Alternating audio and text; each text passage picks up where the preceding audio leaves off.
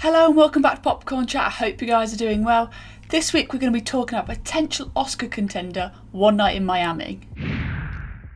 One Night in Miami was directed by Regina King, who is an actress who you may know from Miss Congeniality, Cinderella Story, the Watchmen TV series, but like I said, this is her first go at directing. Picture this, the 25th of Feb 1964, and you have Malcolm X, Cassius Clay, Jim Brown and Sam Cooke all in the same hotel room for one night in Miami. And during this they discuss racism, religion and even their position as black men during the civil rights movement. Adapted from the Kemp Powers play with the same title, this film focuses on those four pivotal characters. It wasn't until after I'd watched this film that I realised that this was based upon a play.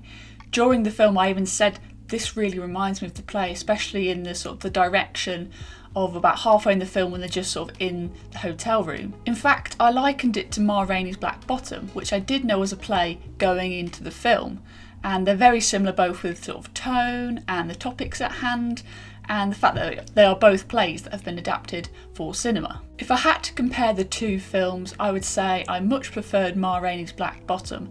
It was much more concise and focused, whereas One Night in Miami took so much build up to actually get to the One Night in Miami. I only knew a little bit about Cassius Clay, or Muhammad Ali as we know him now, and I knew a little bit of Sam Cooke's music. However, I knew nothing about Jim Brown and Malcolm X. This film was hoping that you have a sound knowledge of all the real life people, and I don't, so that personally affected the way in which I understood some of their personal stories and just who they were as people, but nevertheless I could still understand the sort of humane aspects and the sort of the conflict between topics between the four men, and I could still understand that, but just contextually I missed out a little bit there. Overall, I thought this was a really insightful watch, and I think the performances which Regina King was able to extract from these four main leads was astounding. This could definitely receive a few Oscar nominations, so if you haven't seen it, head on over to Amazon, it's all included in Prime there, so make sure you go and check it out.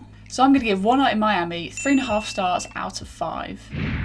Thank you for joining me this week. I hope you enjoyed the video. I've got some exciting content coming up in the next couple of weeks, so make sure you subscribe if you haven't already so you don't miss any of it. Thanks for watching, and I'll see you next week for another Popcorn Chat.